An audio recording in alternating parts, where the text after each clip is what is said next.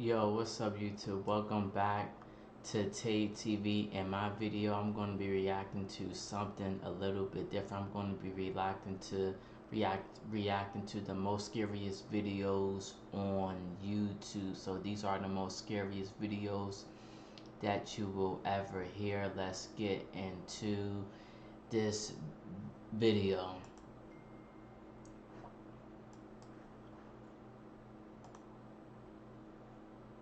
Hold on a second, y'all. This photo shows 41-year-old Stephen Plattel marrying his 19-year-old daughter Katie, who is pregnant.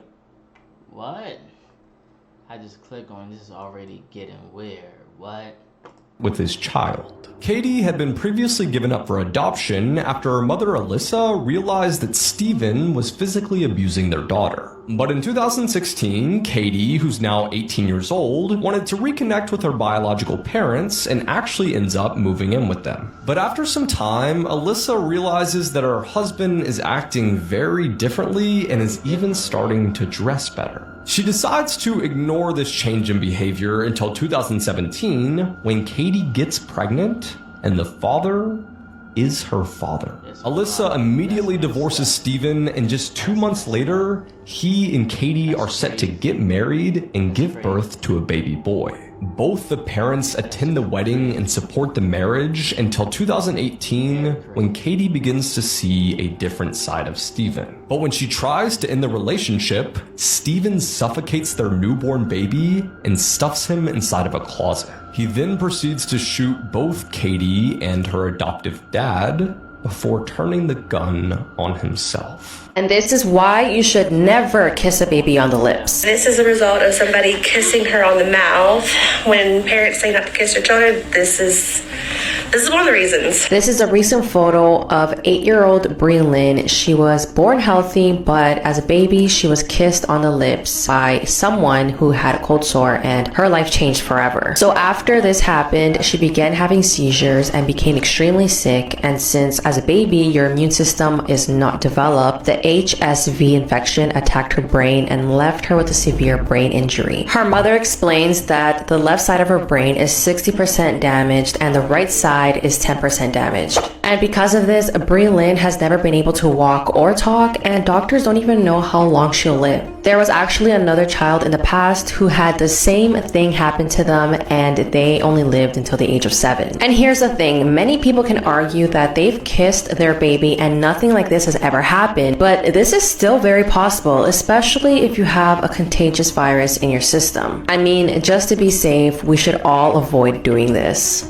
Scary facts you wish you never knew. It's very uncommon, but there have been many cases of people's intestines being ripped out from vacuum toilets on airplanes. So make sure to always stand up before you flush. A 58-year-old man living in Japan alone started hearing strange noises at night, and things around his house started moving around. So he decided to install a hidden camera and found out a woman had been living in his attic and cupboard for over a year. And the scary part is when he was checking the footage on his couch, she was actually in the cupboard right next to him. TikTok has a secret emoji. Type drool with the bars around it and see what you unlock. Until 2004, it was assumed the giant squid was only a myth, meaning there could be a handful of sea monsters we have yet to discover roaming the depths of the ocean. People with blue eyes are more likely to experience sleep paralysis more than anyone else. Now you can check if your phone activity is being monitored. Just click on share, slide to the very end and click more. And if any unknown apps appear before your contacts, delete them immediately. In 2013, Zac Efron was running through his house with socks on when he slipped and smashed his face so hard on his granite counter. It shattered his jaw and almost ended his life. He was knocked unconscious, and when he woke up, half his chin was hanging off his face. People then accused him of plastic surgery, but Zac Efron claimed that his cheek muscles overgrew to compensate for the muscles that were permanently damaged from the injury. If you like and follow me, you'll get smarter every day. Fascinating as fuck. Jeremy Meeks, the man whose mugshot was so sexy that it landed him a modeling contract while he was still in jail. He served 13 months, and shortly after his release, he walked in New York Fashion Week.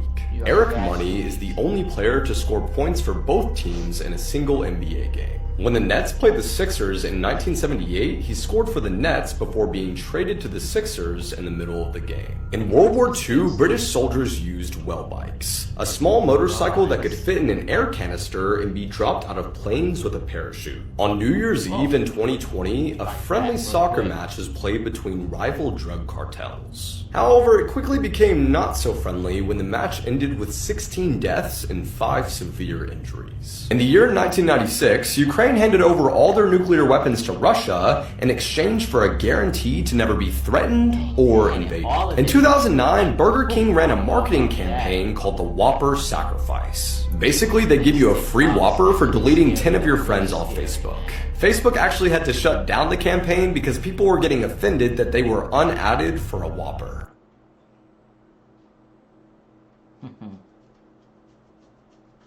What's this?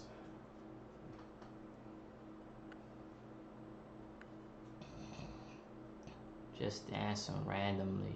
English teacher down in South Florida, y'all. Damian Conte busted inappropriate contact with a 16-year-old student. What?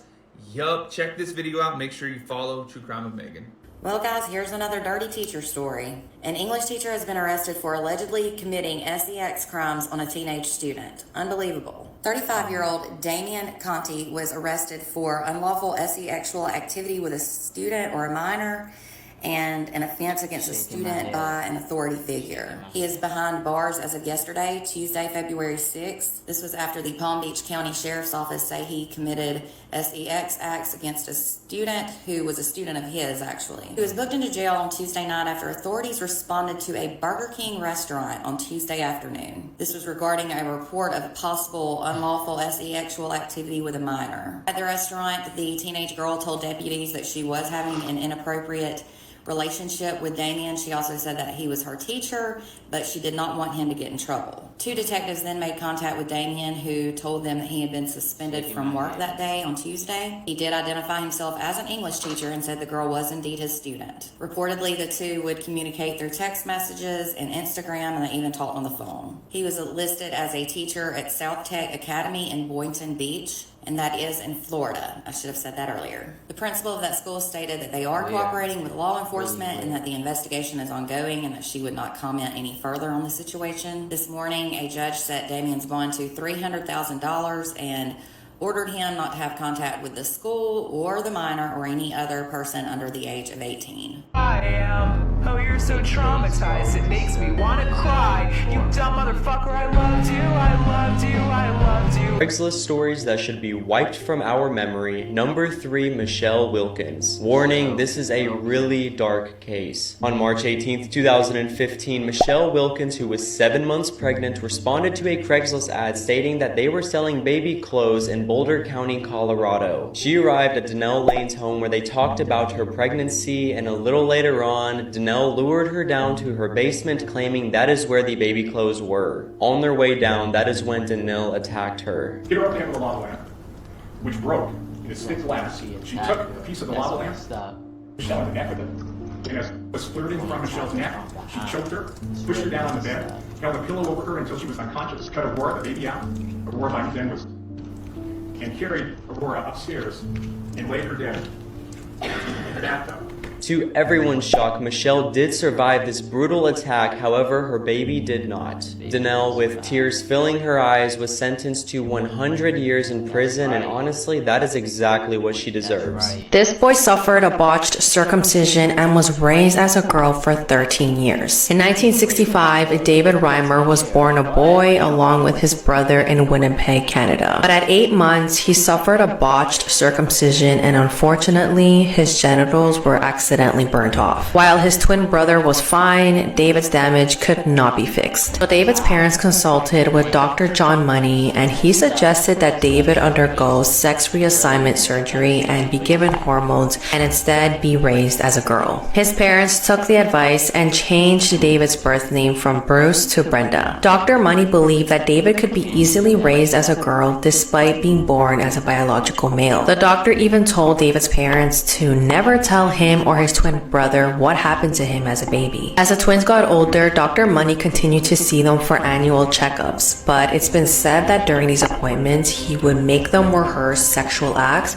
as he photographed them. Throughout David's childhood, he rejected anything feminine and consistently showed masculine traits. By the time he reached 13 years old, he was suicidal, and his mom realized that he wasn't happy being a girl. Soon after, David's father finally told him the truth, and immediately he changed his name from Brenda to David. David then began taking testosterone and going through various operations to rebuild his genitals. But he continued to suffer from psychological trauma throughout his life due to Dr. Money's experiment, and not long after, his twin brother passed away. And sadly, at the age of 38, David committed suicide. A lot of people blame Dr. Money for David's death, but his defense is that it was the right thing to do at the time.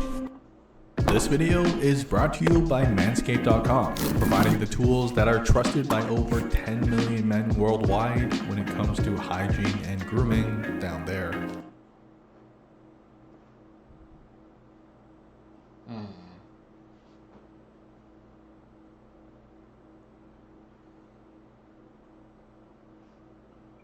What is that? Online dating gone wrong. This little boy went to go meet up with a girl that he was online dating in real life. And sadly, she took his life. Arturo Pino was finally meeting up with a girl named Natalie Navarro. He was talking to her online for a while and wanted to take the relationship further. But she had other plans on her mind. She was planning on robbing Arturo with another male accomplice that was 21. His name was Yardy Martinez. But before we continue, meeting people online can be very dangerous, and I want all of y'all to stay safe out there. So please, before meeting up with somebody, you should always use publicdatacheck.com. Because I even use it all the time before I go on dates or even meetups with new friends. There are some wicked people out there. It allows you to do background checks on anyone and has even an unknown phone lookup, so you can look up numbers always calling your phone that you don't have in your contacts. So don't forget to check out publicdatacheck.com to always stay safe. Back to the story. Navarro told police that she only talked to Yardy once, the accomplice, and had only met him the night of the incident. But authorities believe this was all planned and she's lying. Do you believe her? Rest in peace to Arturo. The two are now arrested and their court cases are currently pending. This is what our parents warned us about. It's terrifying to think that a real human actually went through this. Angela Hammond was a mother from Clinton, Missouri, and in 1991 she was at a grocery store. And you know, back then the general public didn't have cell phones, so she went to the payphone to call her fiance Rob. Rob says the conversation was going normal, but then Angela had said that there was this weird car that kept circling her and like driving around. So Rob, doing what any normal boyfriend, fiance, husband would do, was like, get out of there, just go home, we'll talk later. So I guess that Angela thought that he had left, and so they continued talking, but then Angela says he came back. Then he hears her say something that I'm sure will haunt him for the rest of his life. She says, oh my God, what am I gonna do? He then hears Angela scream, and then he hears silence. So Rob panicked, not knowing what to do. He knows he could call the cops, but it may be too late. He hops in his car and drives across town to go find Angela. So while on his way there, he hears someone screaming his name from a car going the opposite direction. So Rob hits a U-turn, he sees a pickup truck, and in a terrible twist of fate, Rob chasing down this car when his transmission goes out, and Angela is never seen or heard from again. Hi, I'm Kim. This is 1 Minute Murder Part 2. On December 1st, 1991, Omar frantically knocked on her ex-boyfriend Jose's door and explained that her husband had attacked and raped her, forcing her to kill him in self-defense. She begged him to help her dispose of the body, promising him $75,000 and 2 motorcycles for his help. Jose calmed her down and told her to wait for him at her apartment. As soon as she left, Jose called the police. Trigger warning, the details I'm about to go into are very gruesome and brutal. When police arrived on the scene, they walked into what seemed like a nightmare. There were bags of organs in Bill's red Corvette, trash bags filled with pieces of limbs, blood on the bedroom mattress, and a skinned human torso hanging from some clothes hangers in the bathroom. Mama insisted to police that the human remains were the aftermath of a person Bill had killed and that he was away on a business trip in Florida. The story was quickly shot down when they found Bill's head in the freezer wrapped in aluminum foil. Neighbors had told police that they had been hearing Bill's garbage disposal grinding for days. Not only was Bill's head in the freezer, it had burns consistent with having been thrown in a vat of boiling oil. His hands were found in a fryer mixed with turkey bits. Mama told psychologists she had cooked Bill's ribs and dipped them in barbecue sauce. She said that nothing was sweeter than her husband's flesh. 100 pounds of Bill's corpse still remains unaccounted for. Sad story, sad story.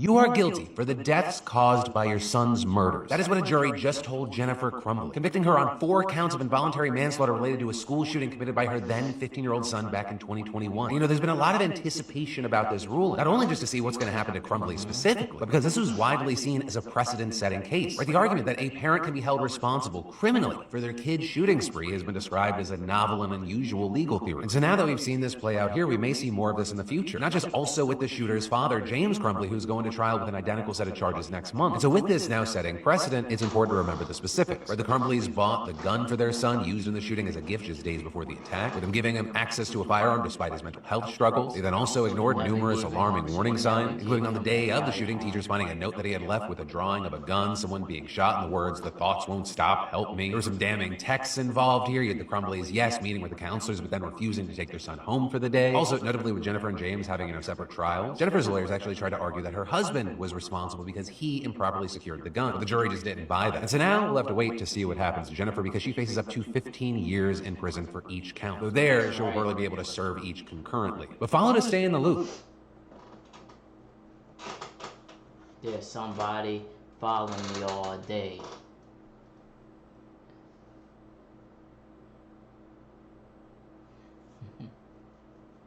The world. Whoa! Whoa! You may have heard about this story, but I don't think you know how dark it is. In October of 2011, a man intentionally cut open the cages of 56 wild animals he was keeping in his backyard, unleashing them on his town. But let's talk about why it happened and the man who did it. And if you don't want spoilers, this week's episode is all about people that try to own exotic and wild animals and their deadly consequences, so you don't want to miss it. So in October of 2011, people in Zanesville, Ohio started calling 911 when they saw lions and tigers in the woods. Police already knew about Terry Thompson, who lived in the area and kept wild animals in cages on his property, including lions, tigers, other big cats, bears, baboons, you name it. But in Ohio at the time, there technically weren't any laws against that. So though Terry was keeping these animals in horrible conditions, he wasn't really doing anything wrong. So the police go to Terry's property to check out what's going on, but when they get there, not only do they find that Terry had taken his own life, but he had cut open all of the cages of all of his animals before he did it. And to make matters worse, he had surrounded himself with raw chicken as if he was trying to entice the animals to come eat him. The police ultimately were able to locate him because he was being consumed by one of his tigers. So this guy John actually worked with Terry, and he said that the night before this happened, Terry received a letter suggesting that his wife had been having an affair. So that's our best guess as to why this happened, but ultimately 49 of his 56 animals had to be put down by the police. And lastly, and probably most disturbing of all, when the coroner's report came back on Terry, they found that his genitals were missing. And it was unclear if that happened before or after the tiger got him. This is by far one of the worst cases in human history, and this is a massive trigger warning. This is the murder of Christine Silawan. She was from the Philippines and was a volunteer in church, and she used the church every day from 4 to 6 p.m. On the day of her murder, she went to church as per her schedule, but she didn't come home after that. Her parents then started to worry, and they began searching for her with their neighbors. And what they found was absolutely horrid. They found her body in a farm where half her skull was sliced like a piece of pizza, and her face was literally skinned down to her skull. Also, her brain was completely destroyed by acid. The police then started investigating, and they checked the cameras and found out that she was with a guy. The people started protesting about this case, and the case was given to special officers. They had a lot of pressure on this. A week before this happened, Christine broke up with her boyfriend, so the police took him into custody. And he was proving he was home all day when she was murdered, but officers were completely tired of this case, and they then sentenced him as the murderer. But after a few months, a thief was caught in a store where he confessed he murdered and raped Christine. Oh, so the boyfriend He said he started talking to her on Facebook with a fake account and was using fake photos of another guy who was pretty good looking. Christine fell for the guy, and she assumed that he was about 20 years old, and they started texting daily. One day, they both decided to meet up at 6 p.m. near the church she went to. But upon arriving, Christine noticed that this was not the guy she was talking to, and this guy was around 40-ish years old.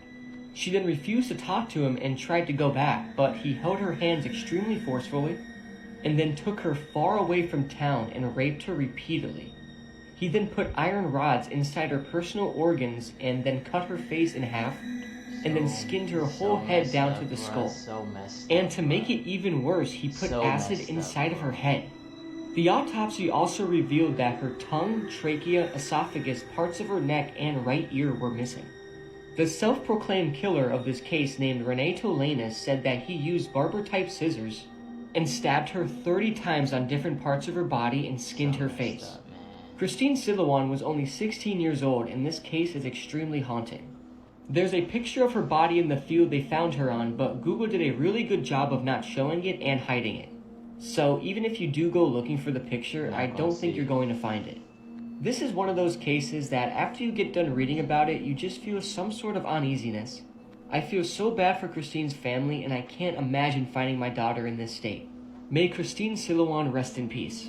Another true crime story of how they were caught. In Lubbock, Texas, a man noticed a suitcase while working at the landfill. He decided to open it up and saw a body in the fetal position. She appeared to be badly bruised and beaten, and she had a tattoo of the name Summer on her ankle. Police would determine the cause of death was asphyxiation, and they found through fingerprint records her name was Summer Lee Baldwin. The suitcase did not contain fingerprints, but police were able to find a tag and contact the manufacturing company, who said that this suitcase was only sold in Walmart stores. The UPC on the bag tracked to a specific Walmart store, which showed a man at about 3 a.m. on the day of the crime purchasing the bag along with some latex gloves. Credit card was used in the purchase, which came back to a man named Rosendo Rodriguez. They tracked his card to a gas station, which happened to be near a Holiday Inn that he stayed. Police would go into his hotel room and find blood on the carpet, the box spring, and the sheets. Police also found a trash can in the hallway that contained a Walmart bag and latex gloves in that bag. Police found him taking a selfie of him getting onto a bus back to San Antonio, and cell phone records showing him going back to his family's home there. Latex gloves police found had Summer's DNA on the outside, and on the inside had his DNA along with her DNA. He would deny involvement, and police would search his computer and find something even more sinister. Police found the suspect was in online communication with Summer and had also been searching news articles about the woman. Furthermore, police uncovered communication online between him and a 16-year-old girl named Joanna Rogers. Police were now suspecting that the suspect was involved in another crime with another woman. Joanna had disappeared 18 months earlier and had left her phone, keys, clothes behind and had just disappeared. Phone records would show Rosendo making a phone to the family's landline the night of that crime. Police learned that the family's trash went to the same landfill as the first victim, so they started organizing a search to search it. After several months of searching, a backhoe would uncover another suitcase which would contain Joanna's body. Dental records would confirm the identity of Joanna. More DNA from Summer's rape kit would come back to Rosendo. Rosendo was sentenced to death in Texas and executed, and that was how he was caught. Most definitely. Deserved that. Boy comes home with baby. Mom is shocked when he says, "I'm sorry, I had to do it." Sarah was washing dishes when she heard a knock on the door. To her surprise, when she opened it, she found her 8-year-old son Max standing outside, holding a baby. She asked Max, "What are you doing?" Initially, Sarah thought it was a doll, but upon closer inspection, she realized it was a real baby. With a firm tone, she asked again, "Whose baby is this?" Max began to tremble, tears rolling down his face. "Mom, I'm really sorry, but I had to do this," Max replied, his voice shaking. What does he mean? Feeling confused and panicked, Sarah quickly took the baby from Max's hands and inspected it carefully. "What happened, Max?" Sarah tried to keep her voice calm. "I was playing in the park and someone approached me," Max explained. "They gave me the baby and told me to take care of her. Then they ran away. I didn't know what to do, so I brought her home immediately." Sarah knew how dangerous it was for a child to be entrusted with a baby, and she couldn't believe someone would do such a thing. It was a serious matter. Sarah immediately called the police, waiting for their arrival. About an hour later, the police arrived. They took the baby and Max's statement, promising to investigate who left the baby with him. However, Sarah and Max did not hear any updates from the police. Worried about the baby being in potential danger again, Sarah felt that Max hadn't told her the whole story, so she decided to take matters into her own hands. If you'd like to continue the story, you can reply with "baby." Twist. Stay tuned for my next video. Thank you.